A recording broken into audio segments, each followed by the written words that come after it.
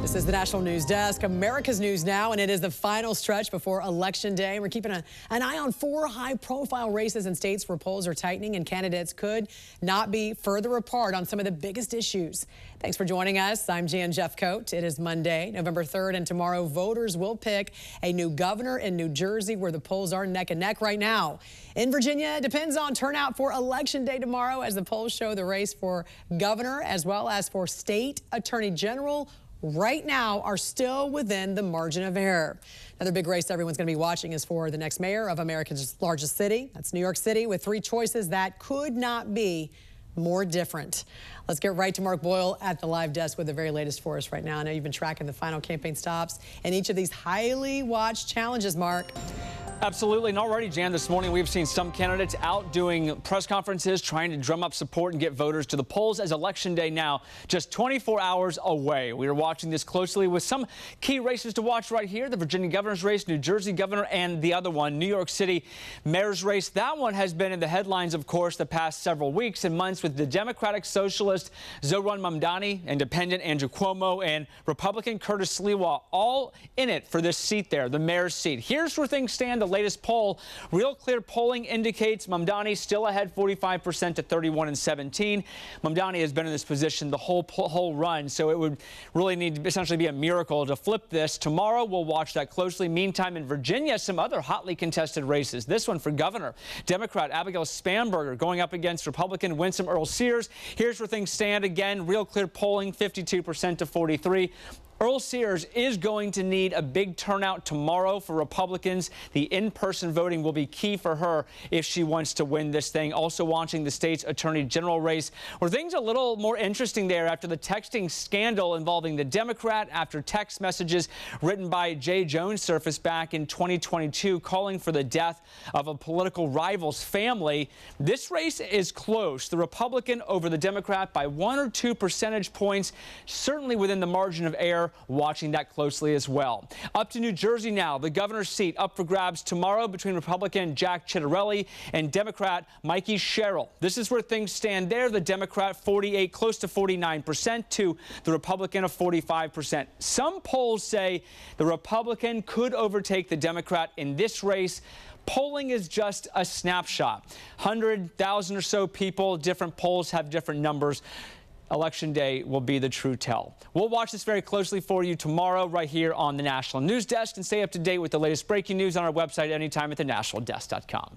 President Trump looking to energize Americans in the lead up to Election Day. The president is tapping his political war chest to provide New Jersey and Virginia $1 million each to help elect Republican candidates Jack Ciattarelli and Winsome Earle-Sears. The president also weighing in on the New York City mayoral race. Zohran Mamdani, 34-year-old Democratic socialist. He's the communist, not socialist, communist. He's far worse than a socialist. Some people have compared him to a left-wing version of you, charismatic, breaking the old rules. What do you think about that? Well, I think I'm a much better-looking person than him, right? But what if Mamdani becomes mayor? It's going to be hard for me as the president to give a lot of money to New York, because if you have a communist running New York, all you're doing is wasting the money you're sending there. So I don't know that he's won, and I'm not a fan of Cuomo one way or the other, but if it's going to be between a bad Democrat and a communist, I'm going to pick the bad Democrat all the time, to be honest with you. Do you see Mamdani as the future of the Democratic Party?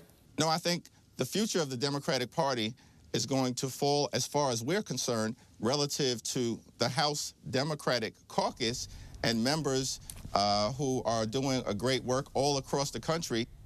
This all comes as the Democratic Party is losing support from its base. A new Pew poll found 67% say they are frustrated with the Democratic Party. Meantime, 69% of Republicans say their party makes them feel hopeful. As we begin a new... And voters still cast their ballots, as we know, with their wallets and their purses in nearly every poll. The economy still the most important issue for voters across all demographics, and still some key races can be determined not by necessarily who you're voting for, but possibly about who you're voting against. Joining us to discuss some key races, CEO of J. Wallen Opinion Research, Justin Wallen. Great to see you, sir. Good morning. Good morning, Jen. Great to see you. You know, this might be the case in New York City. Heavily Democratic jurisdiction. The majority of voters do not appear to like either Democrat on that ticket. We're talking about a socialist. The other is a Democrat running as an independent because he lost the primary to the socialist.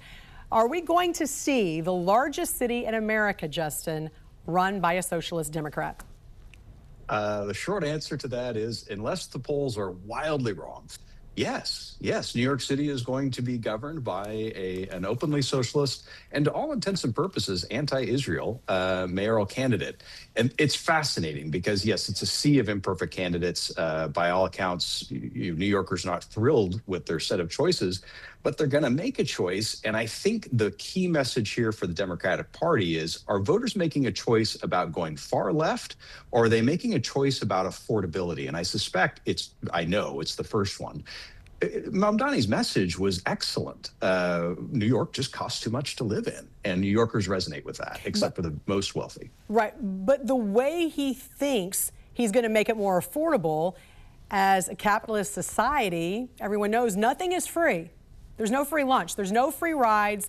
There's no allowing the government to have price controls at grocery stores, price controls on rent. Those, as we know, historically, will make everything. That actually increases inflation, as we know.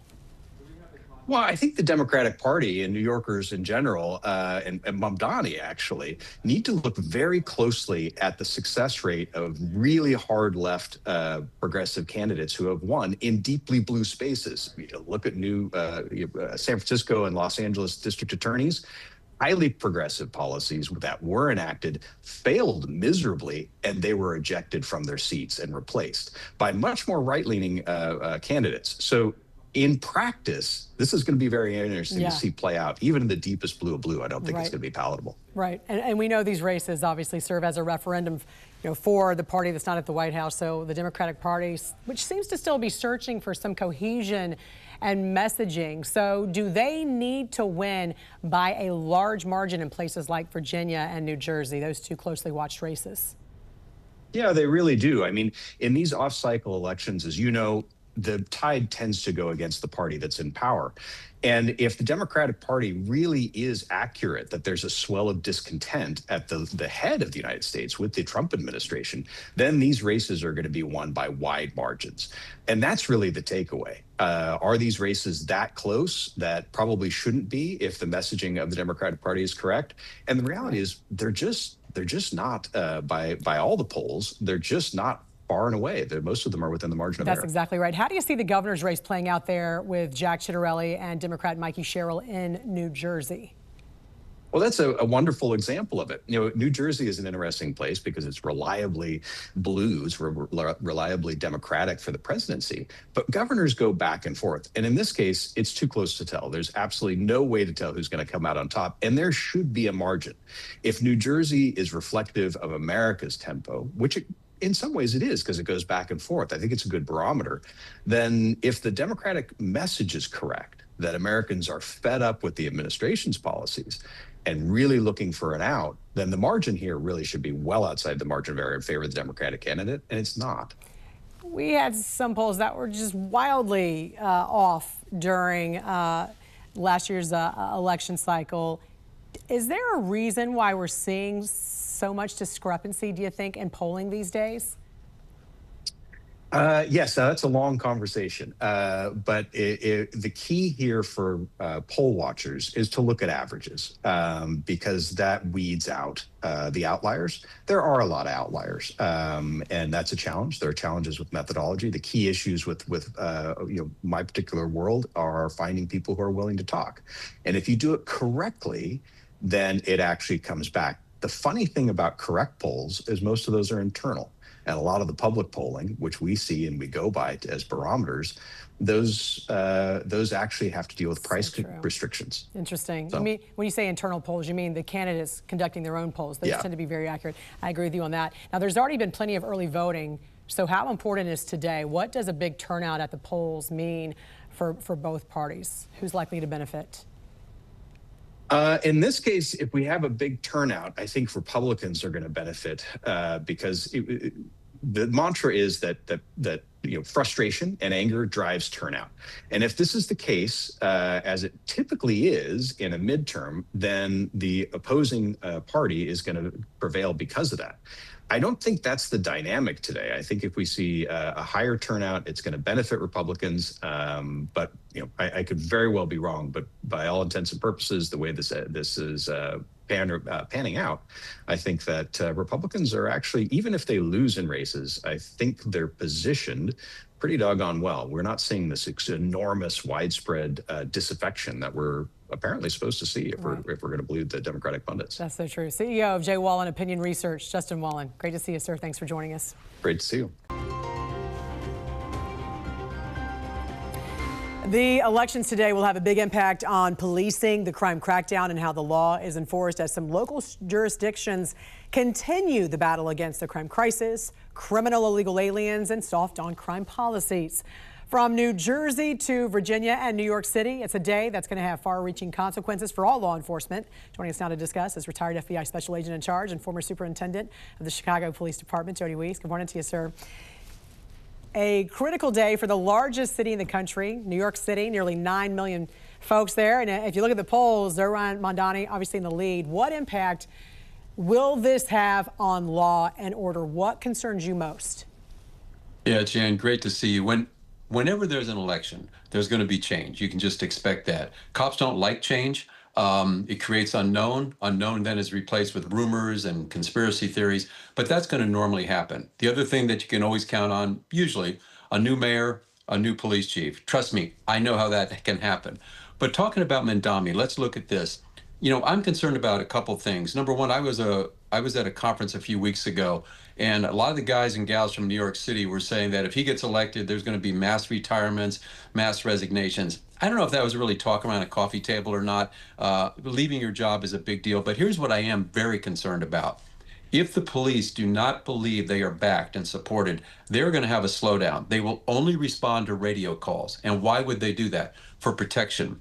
You can't claim that I'm racially profiling anybody or going after this group or that group if I'm just answering the radio. I'm just responding to victims. A couple of my friends on the left are deeply concerned that the Trump administration, through the DOJ, is going to institute a DOJ-sponsored patterns and practice investigation. I don't think that'll happen. Republicans don't normally go that route. But if that were to happen, that could cost New York City millions and millions of dollars if they got into a consent decree. I don't think that will happen, though, with this administration. Well, the president has said he's going to withhold funds to New York City if Mamdani is elected. So we're talking about a guy who wants to give out free everything, but it's got to come from somewhere. So the thought is that he's going to have to start slashing the budget, and that could begin with law enforcement if he is elected. Can he unilaterally defund police? Can he dismantle police there in the city? Jan, not really. He may want to do that, but it's really highly unlikely. And I say that because of just the power structure in New York City. You're going to have to convince 26 councilmen that that's a good thing to do. You're going to have to convince the state, the federal government, and the unions have ironclad contracts. But what he could do is if officers leave, either through retirement or resignations, he could just let them go out by attrition and not replace them. And if you're trying to save money, I know NYPD has massive overtime, so he could put caps on that. But NYPD does not have to worry about them being dismantled by this mayor. In New Jersey, Jack Ciattarelli seeming to be getting ahead of Mikey Sherrill in some polls. What are the primary differences between these two candidates when it comes to law enforcement? Yeah, it's a little bit more subtle. The big issue, there's two big issues, immigration and then the qualified immunity for police officers. Sherrill has said she doesn't want much cooperation between the locals and the ICE officers. She wants to build community trust, and she thinks that would hurt it. Ciattarelli, he is all in on getting rid of sanctuary city status. He wants to mandate ICE and local cooperation, and if an agency in New Jersey doesn't go along with it, he's going to cut their funds. The other issue is a little more subtle. It's kind of a gray area with Sherrill because she has voted against qualified immunity for police officers in the past. She's kind of backed off that. Now, good news for the cops, Jack is all in for qualified immunity. So that's the primary differences I see in New Jersey. And very quickly, too, it was widely circulated a few weeks back. Mikey Sherrill wasn't able to walk with her graduating class at the U.S. Naval Academy, the graduation, because of a cheating scandal there. Will that hurt her with police officers? Will that hurt her with law enforcement? It should hurt her with everybody, Jan. I mean, I think we should expect honesty in our politicians. We should demand it. Now, she wasn't found guilty of cheating, but she did not report it. So that's a big deal of the Service Academy, not to report wrongdoing. So as you might guess, Jack has hit her up really hard, trying to impugn her integrity and attack her credibility. Yeah, and sometimes not reporting it is just as bad, right? You're just as guilty by not blowing the whistle on something you know all about. Retired FBI Special Agent in Charge and former Superintendent of the Chicago Police Department, Jody Weiss. Great to see you, sir. Happy Election Day. You too, Jan. Take care. You too. It is Election Day, and we are watching as the polls open nationwide. The most high-profile races taking place in New York, New Jersey, and Virginia. Thanks for joining us. I'm Jan Jeffcoat. It is November 4th. It's Election Day. Do not forget to vote. We want to get right to Mark Boyle at the live desk with the latest for us right now. And, you know, Mark, the candidates making their final campaign stops last night. They're really hoping to get their message to voters before they head to the polls today. For those who have not already cast their ballot. And most of these people, let's be honest, have probably made up their mind. They're waiting until Election Day, Jan. And we are here, Election Day across the country for many states, of course, as we wake up this morning watching some of these high-stakes races playing out across the country, the different locations. The candidates were out in full force in Virginia, New Jersey, and New York City. Let's take a live look over Capitol Hill here behind me this morning. They're making their last-minute pitches to voters, and let's start for you this morning here in New York City, where Democrat Socialist Zohran Mamdani is facing off against Republican Curtis Sliwa and Independent Andrew Cuomo. All three men spent yesterday canvassing the city. They are trying to secure every vote possible. Meantime, here in Virginia, you have the races the nation are watching. The first one, the race for governor between Abigail Spanberger, the Democrat, and Republican Winsome Earle-Sears. She's looking to keep Virginia's governor's office red. You'll also hear about the state's attorney general race. That's up for grabs, too, as Republican Jason Miyares looks to keep his seat against the challenger, Jay Jones. The Democrat, Jay Jones, looking to overcome his texting scandal that blew up really a few weeks ago, where his private text messages became public, where he called for the death of a former political rival's family. They were made public, so he's been challenging that. Finally, this morning in New Jersey, the other big race we're watching for you. Take a live look over Ocean City here behind me, the sun coming up there. Republican Jack Ciattarelli hoping to take down Democrat Mikey Sherrill in what's anticipated to be a very close race. They are within the margin of error in all the polls we have seen leading up to today. Republicans are getting some last-minute support from the White House. In the past 24 hours, President Trump spent some time virtually campaigning on behalf of New Jersey and Virginia's Republican candidates. He's hoping to get some momentum behind the Republicans to push them over the line. We're going to watch the very latest for you this morning as polls start to open in different locations. For updates throughout the day and tonight, visit our website anytime at thenationaldesk.com. All right. A new report out this morning shows there could be major financial fallout and a mass exodus from New York City if Mamdani gets elected. According to a survey conducted by JL Partners, 9% of New Yorkers said they would definitely move out. Another 25%, or 2.12 million, said they would consider leaving. At the same time, top business leaders are warning of the financial consequences if Mamdani gets into office and enacts his radical socialist policies. Yesterday, billionaire Elon Musk officially endorsed independent candidate Andrew Cuomo just days after slamming Mamdani's policies on the Joe Rogan podcast. I mean, you got to hand it to him. Like he can light up a stage, but he has just been a swindler his entire life. If Mamdani's policies are put into place, especially at scale, it would be a catastrophic decline in living standards, not just for the rich, but for everyone, as has been the case with every socialist experiment. And this morning, watchdog groups are also raising concerns about the dire social impacts Mamdani could make with his policies. In a new report, the Institute for the Study of Global Anti-Semitism and Policy stated he has repeatedly declined to condemn the slogan, "Globalize the Intifada," ignoring the fact that the word intifada is synonymous with incitement to kill Jews. Mamdani's rise is the story of how radical anti-Zionism has been repackaged as socialist, populist, progressive politics, and how this ideology now threatens to erode the sense of security for New York's Jewish community.